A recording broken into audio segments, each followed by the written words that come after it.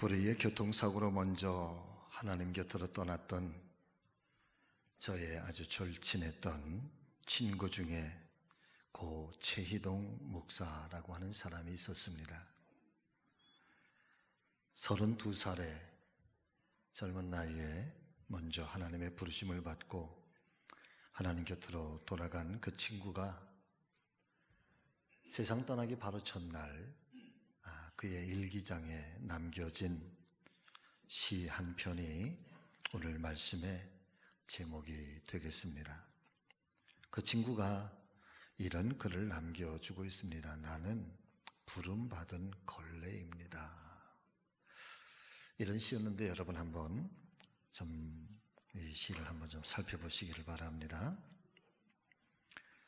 방 구석에 던져진 걸레는 그저 썩어갈 뿐이지만 나의 두 손으로 닦는 걸레는 세상을 빛나게 합니다. 십자가는 걸레여야 하고 그 성도는 그 걸레를 들고 자신의 삶과 세상을 닦는 자여야 합니다. 걸레는 자신의 몸으로 더럽고 먼지 낀 곳을 닦아 깨끗하고 아름답게 만듭니다. 이 세상에 걸레가 없다면 세상은 온통 시궁창이 되어버려서 살기 힘든 곳이 될 것입니다. 그러나 걸레는 누군가 자신의 손으로 들고 닦아야 걸레입니다. 홀로 걸레일 수는 없습니다. 마찬가지로 십자가 역시 누군가 짊어져야 십자가이지 짊어지지 않는 십자가는 그저 나무 토막에 불과합니다. 예수께서 십자가를 짊어지셨기에 우리의 주님이 되신 것처럼 십자가는 신학과 교리 그리고 교회 속에 갇혀 있는 게 아니라 우리의 삶 바로 그 속에 있어 우리가 언제든지 손에 쥐고 닦아야 하는 걸레인지도 모르겠습니다. 할렐루야.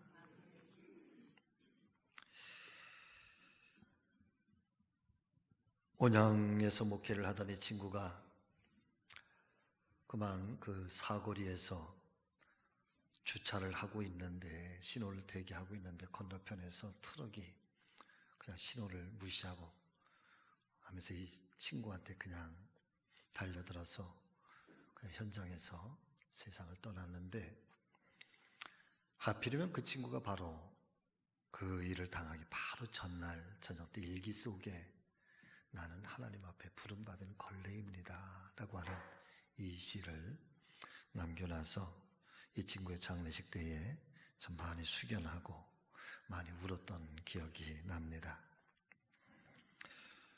여러분 어쩌면 이 친구는 좀 더 우아하게 나는 어둠의 촛불과 같아서 어둠을 밝히는 촛불과 같은 존재입니다.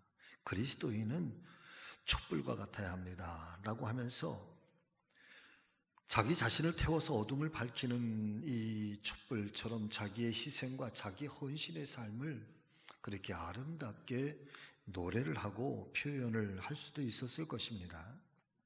그러나 그는 자신의 삶을 그럴듯한 언어의 유희 속에 자신을 가두려 하지 않았고 오히려 걸레라고 하는 이 비하적 사물에 비유하면서 스스로 걸레가 되어 세상을 아름답고 깨끗하게 닦아가는 구도자가 되고 싶어 했던 자신의 삶의 열망을 그렇게 걸레로 비유해서 표현하고 있는 것은 아니었을까. 믿음의 가족 여러분, 오늘 아침에는 이 친구의 고백처럼 걸레가 스스로 걸레가 될 수 없고 누군가에 의해서 쓰여지고 붙잡혀서 닦여지고 쓰여질 때에 사용되어질 때에 걸레가 될 수 있는 것처럼 마찬가지로 이 하나님 은혜의 십자가라고 하는 것도 다르지 않다는 것입니다. 십자가가 누군가가 짊어질 때에 비로소 십자가가 되는 거지 짊어지지 않은 십자가는 그저 하나의 나무 토막에 불과하다라고 하는 이 이야기가 이 역설적인 신앙의 고백이 어쩌면 한 해를 또 출발하고 또 새롭게 이 한 해를 달려가는 저와 여러분 모두에게 한 번쯤 마음판에 잘 새겨져야 할 그런 신앙의 고백이 아닌가 소망해 봅니다. 오늘 아침 우리가 함께 봉독한 이 갈라디아서의 말씀은 하나님 앞에서 한 시대를 정말 아름답게 살았던 사도 바울의 중요한 신앙의 고백을 성경은 우리에게 증거를 해 주시고 있습니다. 하나님의 부르심 앞에 오직 일평생 이 사명의 삶을 살아가면서도 후회함이 없었던 인생, 사실 그 인생의 삶이 그 십자가의 삶을 살아가면서 때로는 많이 지치기도 하고 때로는 많은 위험과 어려움도 있고 때로는 생명의 위협 그리고 핍박과 고난이라고 하는 그 삶을 살아가면서도 오직 예수 그리스도의 십자가의 삶을 사는 것이 너무나도 행복했던 바로 그 사람. 남들의 눈으로 볼 때에는 왜 굳이 저 길을 가야만 하는가? 왜 굳이 저 삶을 살려고 하는가? 안타깝기도 하고 또 때로는 불안불안한 그런 삶인 것처럼 보여질지라도 스스로는 그 십자가의 삶이 너무나도 행복해서 그리고 그 예수님이 너무나도 행복해서 일평생 결혼도 하지 아니하고 예수 그리스도를 위해서 살았던 사람, 그리고 마침내는 자신의 목숨까지도 주님을 위해서 내어드렸던 순교의 사람 사도 바울.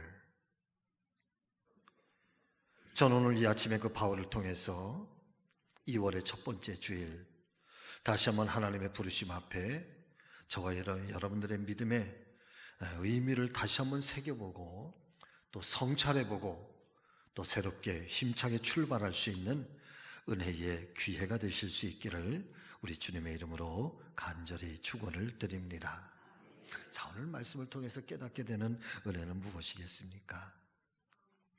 첫 번째는 여러분 같이 하시죠. 주님께서 맡겨주신 사명 앞에 도망가지 마십시오. 아멘. 네.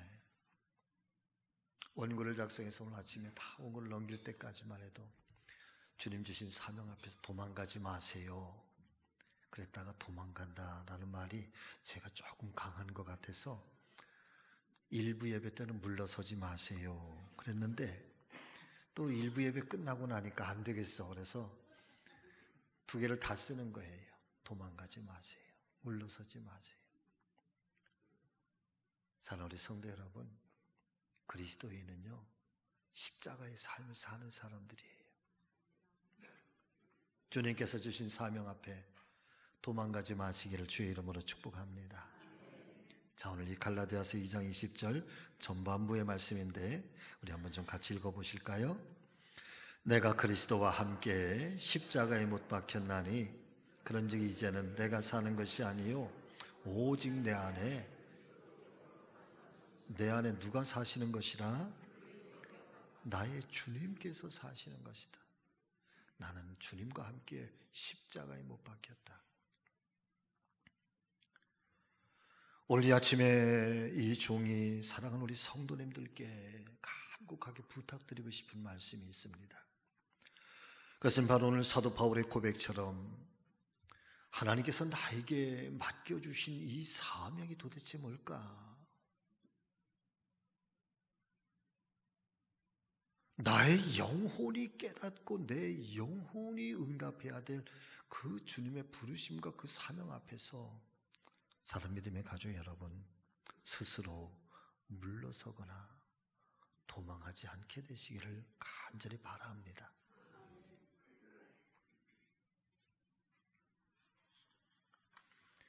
물론 저와 여러분들의 믿음이 이 사도 바울의 신앙과 연조에는 미치지 못함을 우리가 잘 알고는 있지만 그럼에도 불구하고 한 해를 시작하는 연초에 또 한 달을 살고 또 결심했던 것들이 조금은 또 희석화될 지금쯤에 다시 한번 우리 심정을 다잡고 다시 한번 결심하기를 원하는 것은 사명 앞에 도망치지 말아라.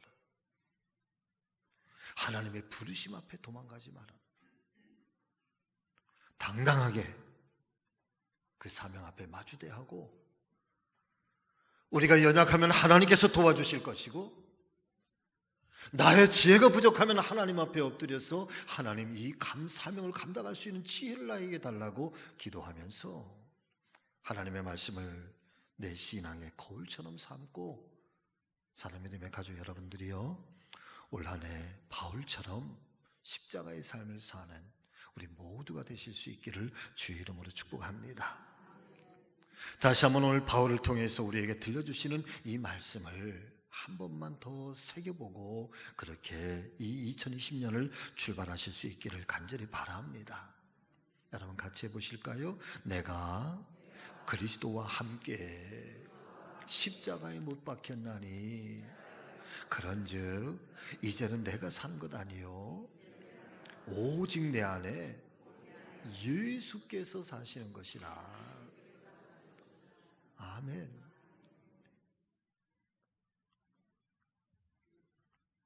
어린 시절에 함께 나눴던 이야기 중에 이런 난센스 퀴즈가 있었던 것 같습니다. 어린아이가 사과 10개를 샀습니다.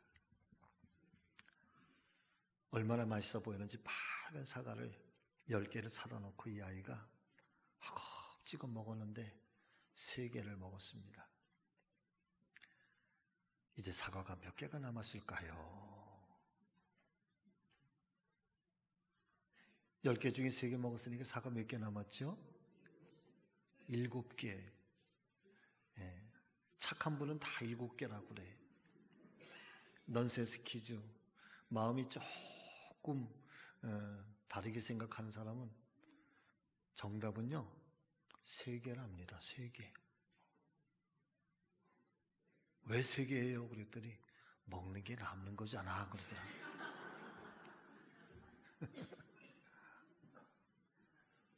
먹는 게 남는 거잖아. 근데 이 넌센스 퀴즈 속에서 어떤 분이 의미를 부여하는데 말이에요. 그 의미를 가만히 묵상해 보면서 자, 먹는 게 남는 거구나. 어쩌면 내가 지금 몇 개를 먹었기 때문에 지금 나에게 몇 개가 남아있는가 라고 하는 것은 우리는 보편적인 질문에 대한 보편적인 해답인데, 그런데 소명이라고 하는 것은 그렇지 않다는 거야. 하나님 앞에서 신앙적인 삶이라고 하는 것은 여러분 지금 내가 몇 개를 먹었으니까 몇 개가 남은 것이 나의 것이 아니라는 거예요. 남은 것이 중요한 것이 아니라 어쩌면 남은 것은 엄밀하게 이야기하면 내 것이 아니라는 겁니다.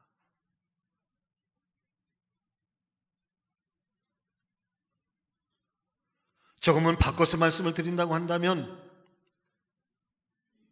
나에게 주어진 나의 인생의 시간표 중에 내가 지금 얼마만큼 살아왔으니 이제 나에게는 얼마만큼 남겨졌는가. 내가 60을 살았으니까 이제 나에게는 몇 년이 더 남겨져 있는가. 사랑하는 여러분, 그 시간 남겨진 시간이 맞습니까?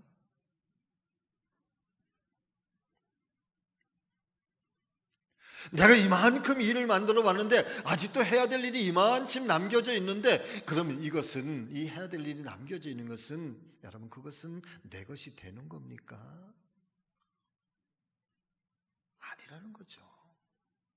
인생이라고 하는 시간표 속에서 나의 것은 지금까지 살아왔던 나의 시간이 나의 것이고 지금 현재가 나의 것이지, 아직 다가오지 않은 미래, 아직 다가오지 않은 시간은 사랑하는 여러분 엄밀한 의미에서 내 것이 아니라 하나님의 것이라는 거예요. 그래서 이 시간 하나님께서 우리에게 허락을 해 주셔야 되고 하나님께서 우리에게 주셔야지 그것이 나에게 되는 것이지, 내가 지금까지 이렇게 살아왔고 이 시간만큼 살아왔으니 이 남은 것 나의 것인가? 내 것 아니래.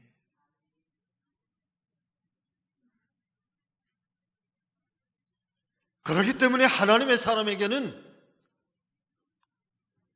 나에게 주어진 것이 10개라고 한다면 내가 뭐 3개를 먹었는데 나머지 나에게 남은 게 몇 개입니까? 7개입니다. 아니라는 거죠.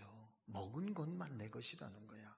내가 감당해 왔던 내 삶의 시간표, 나의 삶의 흔적, 나의 삶의 역사, 그것만이 내 것이고 내 인생이고, 그리고 지금 현재를 살아가면서 내가 지금 어떻게 살고 있는가, 지금 나는 무엇을 위해서 살고 있는가, 나는 지금 무엇을 위해서 달려가기를 원하는가, 지금 내가 하나님 앞에 결단하면서 살아가야 할 지금 현재의 내 존재와 나의 하나님과의 이 영적 관계, 이 삶의 관계가 여러분 바르게 살아있을 때 그 시간만이 나의 것이고, 그리고 하나님께서 열어주셔야 오늘 이후의 시간들은 우리에게 주어지게 될 거라는 거죠. 여러분, 어제 오전까지만 해도 마음이 너무너무 행복해서, 뭐 때문에? 내일 윷놀이 할 것 때문에. 야, 신나. 그냥 생각만 해도 작년에 제가 왔을 때 이 축제가 얼마나 좋은지 말이에요.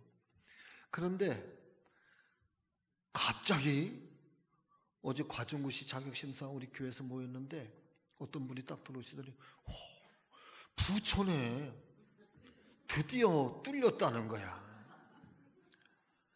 뭐가요? 12번째 확진자가 부천에 생겨났대. 오정동 사는데 오정동 사람이래. 뭐 부천 중도인가 상도인가 이마트 앞에서 아주 팩 하고 꼬꾸라졌대. 야, 복음이 그렇게 빨리 전달이 되면 얼마나 좋을까? 에? 전 장로님, 대천까지도 소문이 났죠? 이야, 그 소문이 뭐 미국에서도 소문 났을 거야 아마. 그렇게 빨라. 그리고 나서부터 걱정이 앞서기 시작하는데요. 어느 분이 어제 문자를 이렇게 주셨는데 참 걱정하고, 그래서 목사님 한번 이렇게 생각을 해보시는 게 어떠시겠어요? 그리고 나니까 걱정하던 차에 이건 정말 한번 깊이 고민을 해봐야 되겠다. 그 윷놀이를 할까 말까 할까만. 한 12시 59분 1시가 넘어가면 안 될 것 같아서 12시 59분에 주님, 그냥 갈게요.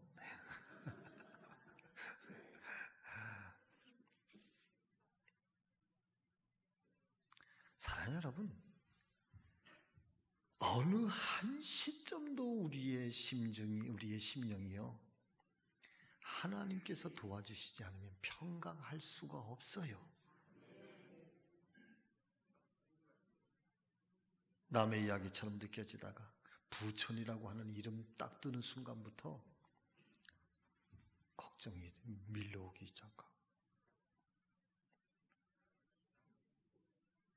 사명이라고 하는 게 도대체 뭐냐? 이 그리스도인에게서 이 십자가의 삶이라고 하는 게 도대체 뭘까? 사랑하는 여러분, 그것은요, 내일은 제가 응답하겠습니다. 다음에는 제가 꼭 감당하겠습니다.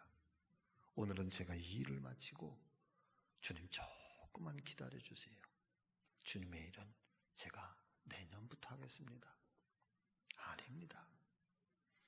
여러분, 사명 앞에 도망가지 마시기를 주의 이름으로 축복합니다. 내게 주어진 시간만 내 것이에요. 그것을 하나님이 열어주셔야 되는 거예요.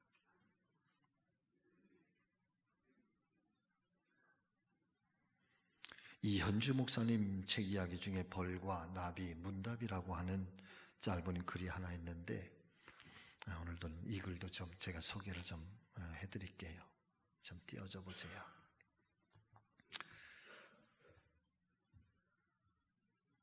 벌하고 나비 그리고 문답이라고 하는 제목이에요.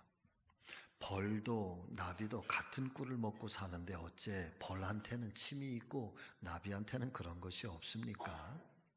그러니까 벌한테는 지켜야 할 물건이 있고 나비한테는 지켜야 할 물건이 없어서 그렇다. 그렇다면 그 물건이 무엇입니까? 쌓아둔 꿀이다. 그러면 벌도 나비도 같은 꿀을 먹고 사는데 어째 벌은 총알처럼 날고 나비는 술 취한 할멈처럼 춤을 추며 날고 있는 겁니까? 그랬더니 벌한테는 지켜야 할 물건이 있고 나비한테는 그런 것이 없어서다. 그럼 그게 도대체 무엇입니까? 왕국이다. 자, 그러면 이 벌과 나비 어느 쪽이 더 잘 사는 것입니까? 둘 다 잘 살고 있는 것이다. 그러면 잘못 사는 것은 무엇입니까? 여러분 같이 하십니다. 벌이 나비처럼 살고 나비가 벌처럼 사는 것이다. 이건 잘못 산다는 거예요. 그렇게 살 수 있습니까? 물으니까 벌과 나비는 그렇게 안 산다. 그런데 사람은 곧잘 그렇게 산다.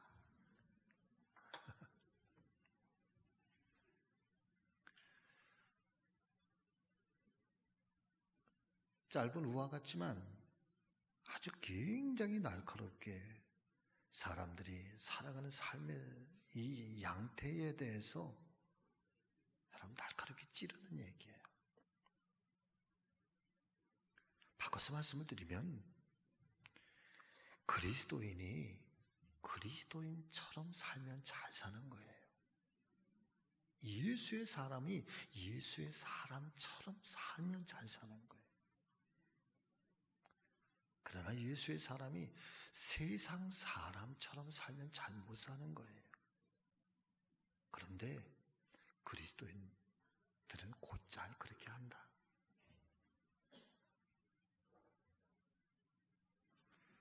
사명 앞에 도망가지 마세요. 두 번째,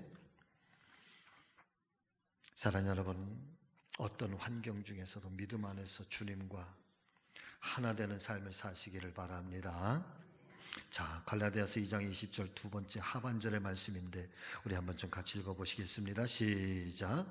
이제 내가 육체 가운데 사는 것은 나를 사랑하사 나를 위하여 자기 자신을 버리신 하나님의 아들을 믿는 믿음 안에서 사는 것이다.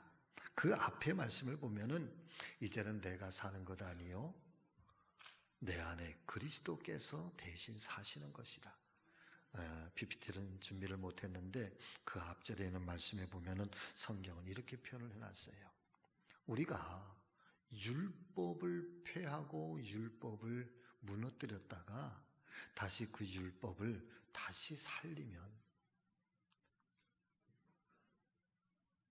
무익하다. 내가 원하는 것은 율법의 종으로 살기를 원하는 것이 아니라 하나님 은혜 아래서 살기를 원한다. 이게 여러분 바울의 고백인 거죠. 주님과 하나 된다고 하는 것, 성령 안에서 그리스도인의 삶을 살고 그리고 하나님 안에 있는 것, 교회 공동체 안에 있는 것, 신앙 안에 말씀 안에서 살아간다고 하는 것 도대체 어떤 의미입니까? 유태인들에게 있어서의 이 성경 이외의 성경이라고 불리워지는 이 탈무드라고 하는 책을 보면은 이런 이야기가 나오고 있습니다. 어떤 어머니가 해산딸이 되어서 아기를 출산을 하게 됩니다. 그런데 아기가 태어났는데 사랑하는 여러분, 몸은 하나인데 머리가 둘인 샴쌍둥이로 태어나게 된 거죠. 사람들이 보면서 깜짝 놀라는 거예요. 부모도 깜짝 놀라는 거예요. 이게 두 사람인가? 아니면 한 사람인가? 고민하던 이 부모가 이제 유대의 랍비에게 찾아가서 랍비요, 이 아이가 두 사람입니까? 아니면 한 사람입니까? 랍비가 이렇게 판결을 내립니다. 이 두 아이의 머리 중에서 한 아이의 머리만 회초리로 한번 때려봐라. 그 아이의 머리에 회초리를 때렸는데 회초리에 맞은 아이가 울고 그 옆에 있는 아이도 같이 울면 이 아이는 한 아이가 맞다. 한 사람이 맞다. 그러나 한 아이는 우는데 한 아이가 안 울으면 이 아이는 두 사람이다. 그렇게 판결을 내려준 거예요. 부모가 돌아와서 이제 실험을 한번 해보는 거죠. 두 아이의 머리를 두고 한 아이의 머리를 해처리로 탁 때려봤더니 아이가 맞자마자 아프다고 하고 울어대기 시작하는 거예요. 한 아이가 울기 시작하는데 그 옆에 한 아이는 아주 방긋 웃는 거예요. 아하, 이 아이는 두 사람이로구나. 그래서 이 아이의 이름도 지어주고 이 아이의 이름도 지어준 거예요. 두 사람으로 한 거죠. 얼마의 시간이 지나서 그만 이 부모가 바쁜 중에 이 아이에게 젖을 먹이지를 못했어요. 그랬더니 배가 고픈 나머지 아이가 울기 시작하는데 한 아이만 우는 게 아니라 두 아이가 다 배가 고프다고 앙앙거리면서 막 우는 거예요. 다급해서 어머니가 가서 이 아이를 안고 한쪽에 젖을 물렸어, 아이에게. 그런데 참 이상하지요. 젖은 한 아이가 먹었는데 젖을 먹지 않은 이쪽 아이가 배가 부르다는 거예요. 그제서 이 어머니가 깨닫게 되는 거예요. 사람은 두 사람인데 그러나 이 사람은 한 사람이로구나. 한 사람이면서 두 사람이요, 두 사람이면서 한 사람이요. 어쩌면 이 유태인의 이 탈무드가 들려주고 있는 이 메시지가 사랑하는 여러분, 어쩌면 이 이야기를 통해서 우리는 중대한 것을 발견하게 되는데, 그것은 예수 그리스도와 교회의 관계가 그러한 거고, 목회자와 성도의 관계가 그러한 거고, 성도와 성도의 관계가 여러분 그러하다는 것입니다. 어찌 보면은 완전하게 다른 존재인 것 같아. 주님과 교회는 다른 존재인 것 같아. 저와 여러분들은 다른 두 사람이 틀림없어요. 성도와 성도도 서로가 다 다른 머리를 가지고 있는 분명히 다른 사람들이에요. 그런데 주님과 교회는 하나의 몸이라는 거예요. 목회자와 성도의 관계가 하나의 몸이요, 성도와 성도의 관계가 하나의 몸이라는 거예요.